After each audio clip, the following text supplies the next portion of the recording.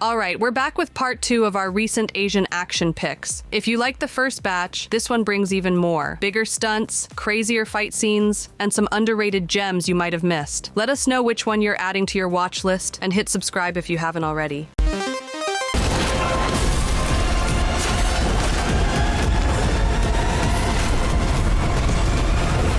In a ruined version of Seoul, where survival has replaced society, Badland Hunters drops us straight into a brutal world of scorched earth, rogue gangs, and lawlessness. Following a catastrophic earthquake, a city once bustling with life now breathes chaos. At the center of it stands Namsan, a hunter with fists as heavy as his past. Played by Ma Dong-seok with unrelenting grit, he becomes a reluctant hero when he tries to save a teenage girl kidnapped by a deranged doctor who's experimenting on survivors.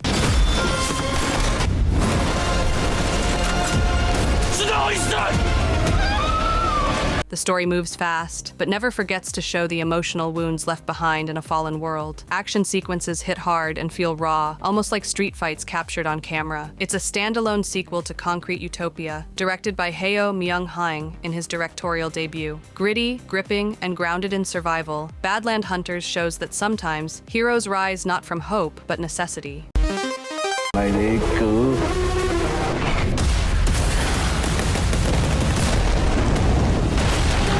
With brotherhood, betrayal, and blood, The White Storm 3 throws us deep into the underworld, where lines between good and evil blur under the fight for survival. In this high-stakes action drama, 3 men, 2 of them undercover cops, find themselves entangled in a violent drug cartel operating out of the Golden Triangle. But when loyalties are pushed to the edge, who they are and who they pretend to be begins to tear them apart. Starring Aaron Kwok, Louis Koo, and Sean Lau, the film balances explosive action with deep emotional stakes.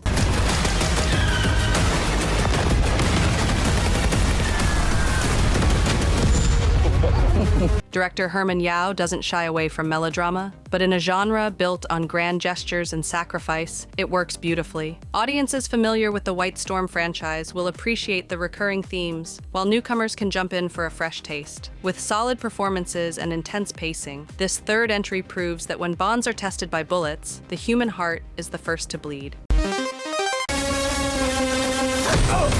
아무도 모르면 그게 아무 일도 없는 거야. What if the world's best assassin was also a single mom trying to understand her teenage daughter? That's the emotional hook of Kill Boksoon, a stylish and character-driven thriller that plays with violence and motherhood in a way action films rarely dare. Jeon Do-yeon commands the screen as Gil Boksoon, a legendary contract killer working for a shadowy agency where assassins are ranked, trained, and terminated like employees. She's undefeated on the battlefield, but uncertain in her own home. 말하는 게 죽이는 건 심플해. 애 키우는 거에 비하면. 너무 크게 생각하신다. When she's asked to take on a contract that conflicts with her moral compass, Boksoon finds herself fighting not just her enemies, but her employer and everything she once believed in. The action is sharp and stylish, but the real draw is Boksoon's double life. It's equally an espionage and emotional drama, woven together with care. John's performance earned high praises, while the film is hailed for its emotional depth.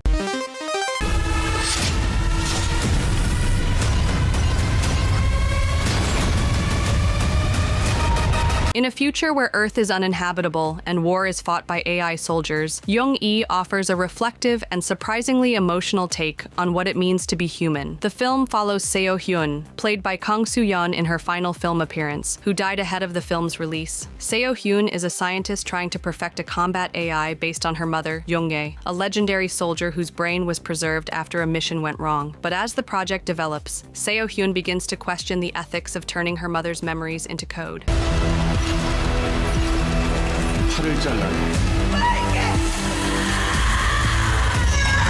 Director Yeon Sang-ho, best known for his Train to Busan, crafts a visually captivating yet somber sci-fi tale. While the film contains thrilling battle simulations, the core of the story is deeply personal. It brings grief, regret, and the cost of technological ambition. Kang Soo-yeon delivers a moving portrayal of a woman whose identity has been fractured by war and science.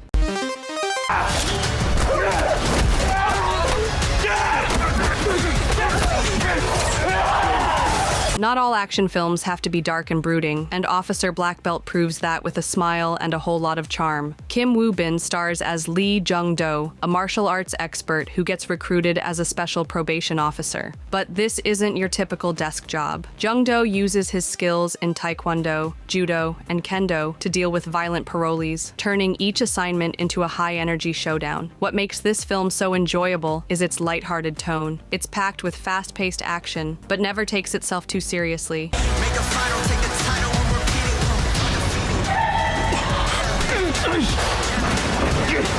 There's humor, heart, and just enough tension to keep things exciting. The chemistry between Kim Woo-bin and Kim Sung-kyun adds an odd couple dynamic that gives the story its emotional weight. You will enjoy it for its fun factor and creative fight choreography, as the film brings a fresh twist on the action comedy genre. 뭐가 나왔다고 거기서. 겁나 험한 게. From the very first frame, Exhuma feels like a warning. A family disturbed by bad omens hires a team of geomancers and shamans to investigate their ancestral grave, only to unleash a curse rooted in ancient, unsettling truths. What begins as a quiet ritual spirals into a horror thriller soaked in atmospheric folklore. Starring Choi Min-sik, Kim Go-woon, and Lee Do-hyun, the film masterfully blends spiritual tension with creeping dread. It's not just about what's buried beneath the surface, but also what lies within the characters themselves.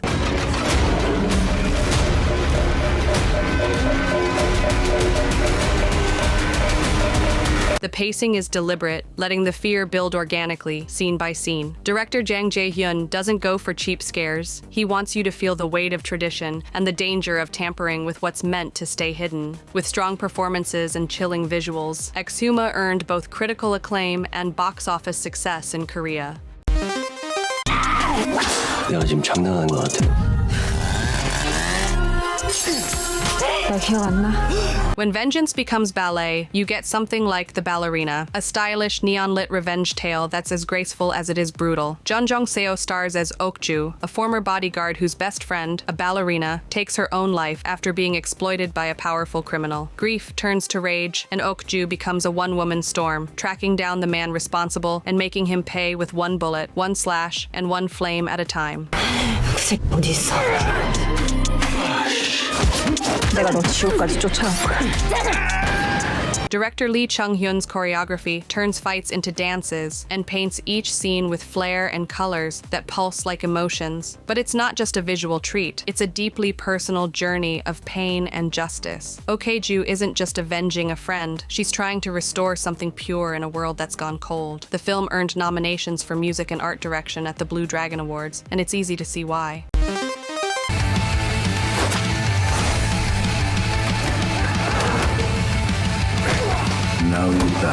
Before clean-cut martial arts heroes became the norm, there was Revenger, a gritty, no-nonsense action film that strips the genre down to its rawest form. Bruce Caan plays Yule in Revenger, a former detective who voluntarily enters a prison island to hunt down the man who murdered his family. The place is hell on earth. No rules, no escape, and no mercy. Every step Yule takes is one closer to vengeance or death. What makes Revenger compelling is its commitment to physicality.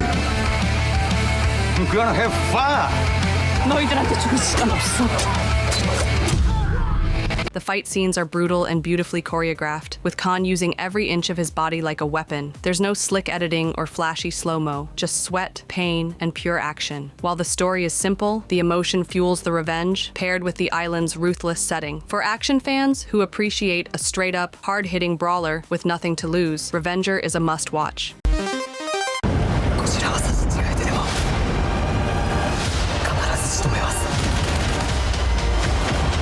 In Godzilla -1, the monster isn't just the Godzilla, it's also about grief, guilt, and the ruins of post-war Japan. Directed by Takashi Yamazaki, this film takes us to a nation broken by World War II and haunted by the past. Koichi, a kamikaze pilot who failed to die for his country, returns to find his home in shambles. And then, from the ocean's depths, Godzilla rises, not as a metaphor, but as a living nightmare that finishes what the war began.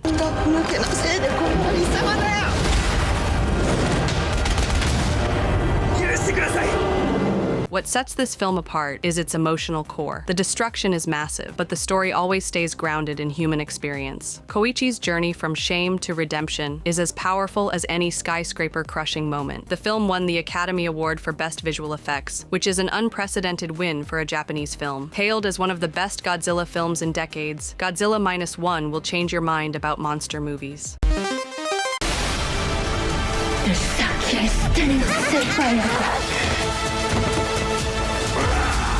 There's something unsettling about a Christmas movie that begins with a possessed girl chained to a hospital bed. But Holy Night, Demon Hunters wastes no time in flipping the holiday cheer into a battleground of faith and fists. Ma Dong-seok plays Ba Woo, the fearless leader of a secret team of demon hunters. Alongside him is Sharon, a sharp exorcist with supernatural sight, and Kim Gun, their tech-savvy investigator. When a psychiatrist brings them her younger sister, possessed and tormented, they uncover a dark cult that has infiltrated modern soul. 들은 항상 우리 주변에 있습니다.